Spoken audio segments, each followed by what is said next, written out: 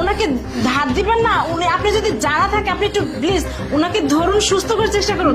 না হলে উনি যদি কিছু হয়ে যায় না আমাদের কোম্পানি একদম খুব খারাপ হয়ে যাবে। আপনি প্লিজ আর দেরি করেন না। আপনি যদি পারেন জানেন তাহলে আপনি একটু আপনি সুস্থ করার চেষ্টা করুন। কিন্তু উনি যদি সুস্থ হওয়ার পর আমাকে এখানে দেখেন, উনি খুব রাগ করবেন যে ওনার গায়ে আমি হাত আচ্ছা আগে ওইটা পরে দেখা যাবে। আপনি ওনাকে বাঁচান প্লিজ, আপনি হাত দেন, আপনি দেখেন তার চেষ্টা করুন। কিন্তু ম্যানেজার সাহেব মতো নাই, আমি যে কাউকে ডাকবো। আপনি এখন কি করেন?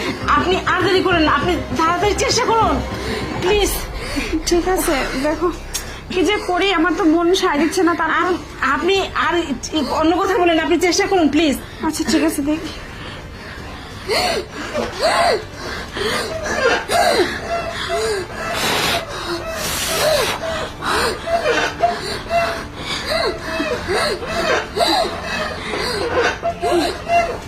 Ma'am ma'am ma'am ma'am ma'am ma'am ma'am ma'am এখন ভালো লাগতেছে ম্যাম? ম্যাম শুনতে পাচ্ছেন? ম্যাম ম্যাম তাকান ম্যাম ম্যাম ম্যাম কথা বলুন প্লিজ। কেমন লাগতেছে আপনাকে? ম্যাম ম্যাম কি প্রবলেম, এখানে কি হচ্ছে? আরে স্যার, এই যে দেখুন উনি তো অসুস্থ হয়ে পড়ছেন। এখন উনি তো আমাকে বলছিলেন ওনার গায়ে যেন আমি হাত না দিই, কিন্তু ওনার তো বাঁচা মরার প্রশ্ন, এর জন্য আমি জাস্ট একটু চেষ্টা করো তাড়াতাড়ি করো। করতেছিলাম তো।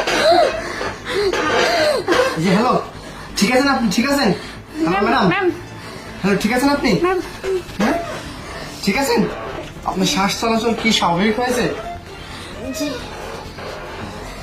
ঠিক।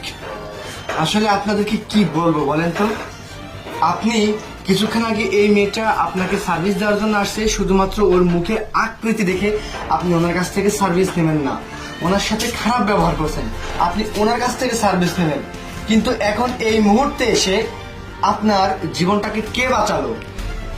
কে বাঁচালো আপনার জীবনটা? এই কুৎসিত মেয়েটাই বাঁচিয়েছে। আসলে মানুষের চেহারার জন্য সে নিজে কখনো দায়ী থাকেন। উপরওয়ালা যাকে যেইভাবে পছন্দ সেইভাবে সৃষ্টি করছেন। কারো মুখের আকৃতি নিয়ে তখন কখনো ব্যক্ত করাটা উচিত নয়।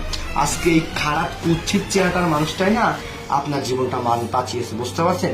তাই কখনো কার সাথে এরকম ব্যবহারটা করবেন না। কে কার জীবনে কখন কোথায় কিভাবে কাজে লাগবে কেউ কোনোদিনও বলতে পারে না। তাই মানুষের সাথে খারাপ ব্যবহার বাদ দিয়ে ভালো আচরণ করার চেষ্টা করুন, বুঝতে পারছেন? আর ওর চেহারাটা এরকম ছিল না। আমাদের মতো কিছু জানোয়ার বখাটে পোলাপান